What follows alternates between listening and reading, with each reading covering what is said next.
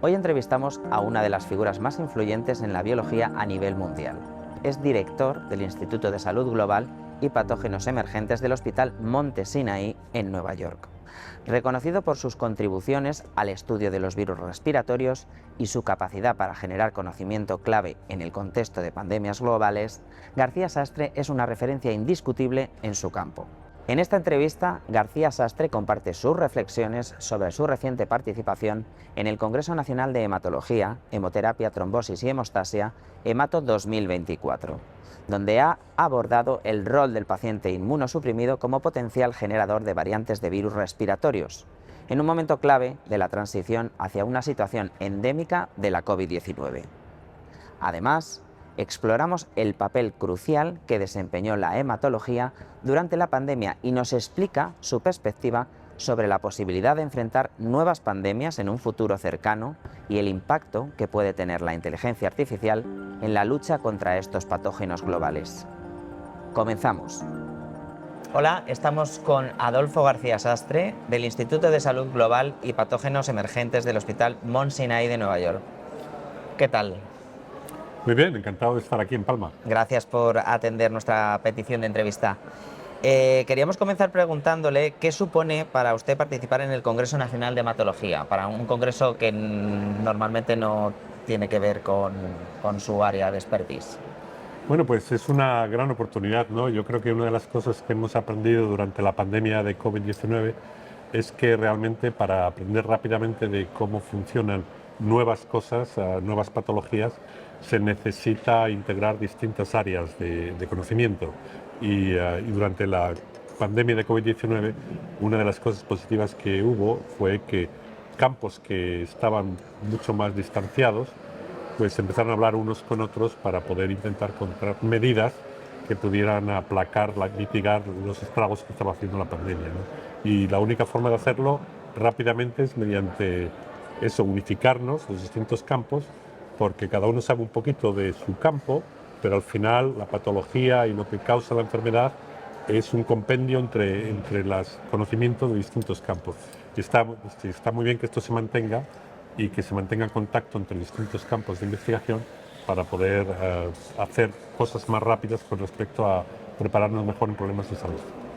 ¿Y cómo valora el papel que ha tenido la hematología en el desarrollo, en la investigación de la COVID-19? Porque ha sido una de las especialidades, por lo menos aquí en España, que más se ha movido en este ámbito. Bueno, tuvo un papel muy importante, ¿no? Una cosa que no sabíamos, no habíamos reconocido con virus respiratorios y no sabíamos cuando esta pandemia empezó, es que no solo tenías problemas respiratorios, sino que también tenías otros problemas sistémicos de otra índole.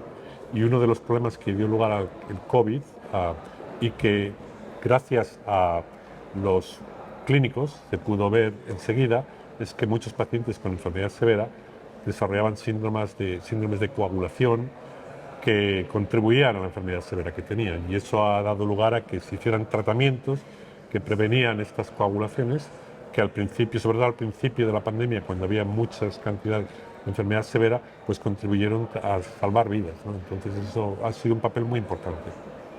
¿Qué hemos aprendido de la COVID-19 de cara al futuro? Bueno, lo que hemos aprendido es que no estábamos preparados para una pandemia. Se había hablado durante mucho tiempo que realmente una pandemia iba a ocurrir en algún momento y hacer planes de preparación para pandemia. Pero cuando la pandemia ocurrió, nos dimos cuenta que la pandemia va mucho más por delante que los planes que había y que no estábamos preparados para poder abordar una cosa tan rápida como lo que ocurre en una pandemia. ¿Hemos aprendido esto de la pandemia? Sí, lo hemos aprendido. ¿Estamos mejor preparados ahora? Yo creo que todavía no. Estamos olvidándonos ya de lo que se ha pasado con las pandemias, de lo que ha pasado con COVID-19. Y está bien que nos olvidemos porque es algo que nos queremos olvidar, fue un episodio dramático, pero futuras pandemias van a ocurrir. Entonces hay que seguir estando preparados. Hay distintas series de medidas que hay que implementar durante una pandemia de un modo muy rápido, tomar decisiones muy rápidas con muy pocos datos, tener la capacidad de poder tomar estas decisiones de un modo informado lo más posible y de comunicarlas al público de tal modo que no exista incertidumbre por parte del público sobre si las decisiones son correctas o no son correctas o qué es lo que sabemos sobre esas decisiones. Y eso es lo que nos faltó durante COVID-19 y lo que posiblemente todavía nos falte en el contexto de una nueva pandemia. Entiendo que se está vigilando la COVID-19, aunque ya es una endemia. ¿Cómo se está haciendo esta vigilancia y qué cambios puede tener o podría tener este virus de cara al futuro? Sí, claro, la COVID-19 se está vigilando, se sigue vigilando a nivel sobre todo de intentar ver cómo poder mitigar la propagación del virus por vacunación y que la vacunación siga dando lugar, si es adecuada, a que disminuyan los casos de enfermedad severa que todavía quedan. Ya no son tantos como los que había durante la pandemia, pero siguen habiendo casos de enfermedad severa. Y el virus de COVID-19 pues sigue cambiando, igual que lo que ocurre con gripe, que es el virus con el que he estado investigando más tiempo. Sigue cambiando de año en año y hay que seguir cómo son esos cambios, cuántos son de dominantes, dominan en todo el mundo, solo en regiones de algunos sitios, para poder actualizar las vacunas que estén más adecuadas al virus que esté circulando en ese momento.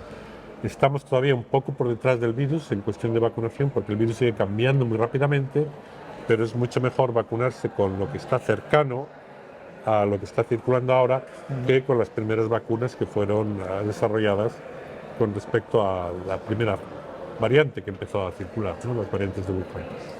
¿Y podríamos llegar a tener otra pandemia de COVID o es más probable tener una pandemia de otro virus respiratorio?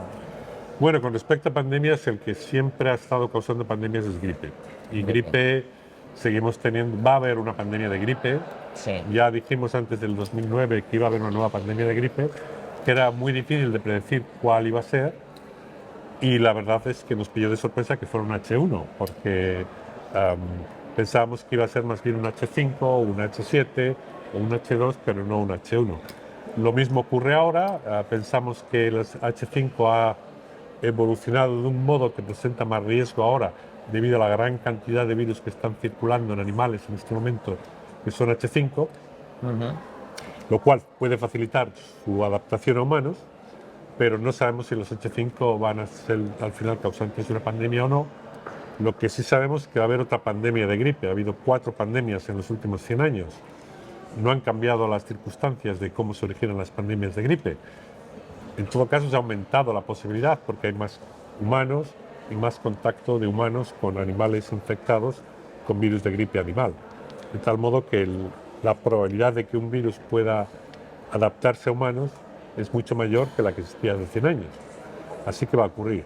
Coronavirus también puede ocurrir. Sabemos que esto ha ocurrido con SARS. No es fácil que SARS-CoV-2 dé lugar a una pandemia, tendría que cambiar mucho, mucho más que lo que cambió con Omicron para poder dar lugar a una pandemia, pero hay otros coronavirus circulando en animales, como MERS, que si al final se pueden adaptar a transmitirse en humanos, podrían dar lugar a una pandemia. Las pandemias de gripe sabemos que han ocurrido entre 20 y 50 años, con intensos intervalos. Las pandemias de coronavirus, se supone que una pandemia de coronavirus como 150 años antes de esta, no se sabe con seguridad. Es decir, parece que lleva más tiempo, quizá no tanto porque el virus sea incapaz de adaptarse tan fácilmente, pero porque haya menos contactos entre el reservorio de gripe de animales a humanos que el reservorio de coronavirus de animales a humanos. En gripe están en aves migratorias y aves domésticas. Aves domésticas tienen mucho contacto con humanos. En coronavirus parece que están fundamentalmente en murciélagos, que tienen menos contactos con humanos. MERS está en dromedarios, y los dromedarios tienen bastante contacto con humanos, pero no hay tantos dromedarios como hay aves de corral en todo el mundo. De tal modo que sigue habiendo más contactos entre gripe animal y humanos que los que hay entre un coronavirus animal y humanos. Eso lo único que hace es disminuir la probabilidad, pero no evita el que al final pueda haber un virus que sea capaz de adaptarse a humanos. ¿Y solo es coronavirus o gripe?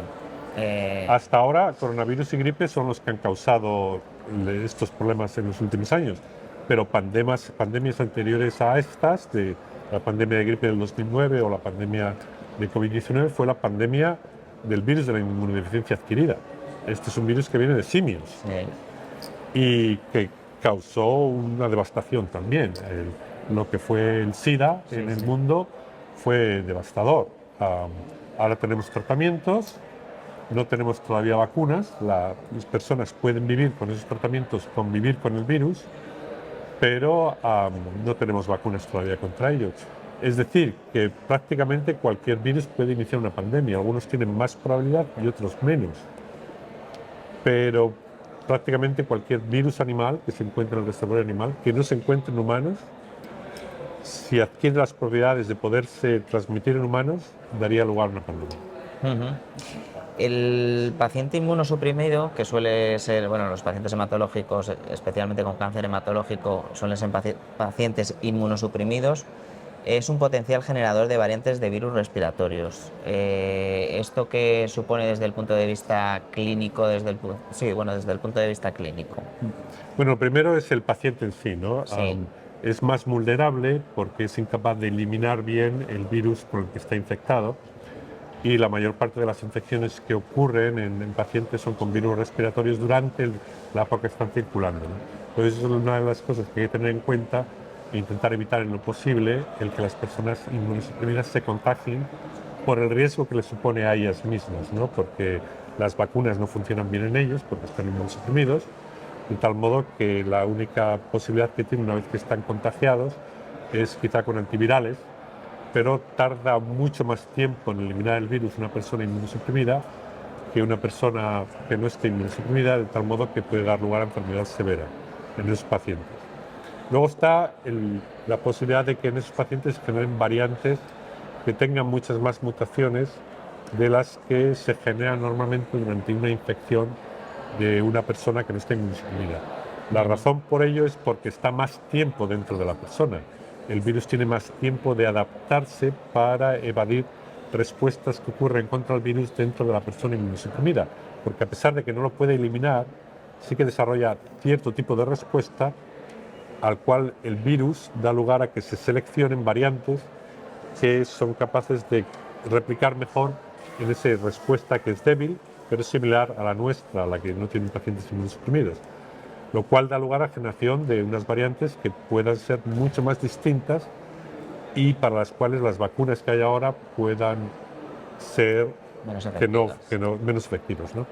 Y las buenas noticias con respecto a esas variantes es que la selección en pacientes inmunosuprimidos es selección dentro del huésped. Esos virus no tienen por qué ser más transmisibles porque la presión selectiva es la que tienen dentro del huésped. De tal modo que la mayor parte de las variantes que se generan, aunque van en respuesta inmune, no son muy transmisibles porque no tienen capacidad, no han sido seleccionadas para transmisión. Pero cuanto más infecciones haya en pacientes inmunosuprimidos, más fácil es que una variante que sea múltiple, como la que ocurrió con Omicron, dé lugar a que, si todavía se transmite bien, dé lugar a una variante para la cual no tenemos casi respuesta inmune. ¿Qué es lo que ocurrió con Omicron? Tuvimos suerte con Omicron, que Omicron además era menos virulento que lo que había antes, de tal modo que aunque en realidad fue el que ocasionó más infecciones. Omicron ha causado más infecciones que incluso durante el principio de la pandemia, pero entre que ya había algo de inmunidad, que Omicron fue capaz de evadir bien, pero había algo de inmunidad, y que Omicron ya no era tan virulento, pues eso evitó el que hubiese tantos casos como al principio, pero ocasionó también muchos casos severos, ¿no? Entonces hay que tener cuidado en los pacientes inmunosuprimidos de que no se generen esas multivariantes que todavía sean transmisibles. Claro. Cuanto menos inmunosuprimidos estén infectados, mejor estaremos. ¿Y cómo podemos evitar que los individuos inmunosuprimidos se infecten? Lo mejor es disminuir la circulación del virus en el resto de la población. Y para eso es importante el uso de las vacunas, porque aunque no evitan infección, sí disminuyen la capacidad replicativa del virus, de tal modo que hay menos virus circulando al final en personas, si una población está vacunada que si no está vacunada. Y no solo protege a las personas de enfermedad severa, que es fácil que no te toque a ti, pero siempre te puede tocar a ti, pero también protege a las personas inmunosuprimidas porque hay menos transmisión del virus. Y ya para terminar, ahora que está tan en boga la inteligencia artificial, no sé si se está aplicando a este campo de vigilancia de este tipo de virus respiratorios o en algún proyecto concreto. ¿Qué nos puede contar? Sí, la inteligencia artificial es un arma muy poderosa para poder combatir virus. Puede dar lugar a mejores predicciones sobre qué virus pueden ser pandémicos. Puede dar lugar también a la generación de vacunas que sean capaces de ofrecer protección contra distintas variantes, porque dan lugar a una respuesta de anticuerpos que reconocen los anticuerpos variantes múltiples que el virus pueda originar. Y eso se puede conseguir con inteligencia artificial analizando datos sobre cómo es el antígeno, cómo es el receptor, qué mutaciones son capaces de variar y disminuir la respuesta de anticuerpos y qué regiones no pueden variar, de tal modo que si se generan anticuerpos contra esas regiones, por una vacuna podemos tener mejores vacunas. Lo mismo ocurre con predicciones. El paso que se necesita para poder aplicar estas técnicas es datos, porque la inteligencia artificial se tiene que alimentar de datos y por eso es importante seguir trabajando para poder generar más datos sobre qué es variable, qué no es variable en el virus, qué cosas varían con el tiempo, para poder aplicar ese tipo de técnicas a datos que sean muy grandes, donde es difícil para una persona sola ver qué tipo de patrones esos datos tienen para saber qué es lo que cambia y qué es lo que no cambia, para poder generar una vacuna que sea mejor de las que existen ahora y que también protejan contra variantes futuras. Eso sería la mejor forma de poder eliminar incluso posibles pandemias causadas por virus cercanos al virus que está circulando en este momento, porque quizá sea posible hacer una vacuna no solo contra gripe estacional, sino contra gripe pandémica, o no solo contra COVID-19, sino contra COVID-19 y otros coronavirus como MERS, en cuyo caso, si las personas estuvieran vacunadas con esta vacuna, no solo estarían protegidas contra virus endémicos y epidémicos como gripe o COVID-19, sino contra virus pandémicos de gripe animal o virus posibles pandémicos, coronavirus también que están circulando en el mundo. Pues muchas gracias por la entrevista, ha sido muy interesante y da gusto saber que estamos en muy buenas manos y bien vigilados. Bueno, creo que todavía podemos mejorar y necesitamos mejorar en ese aspecto. Muchas gracias, doctor.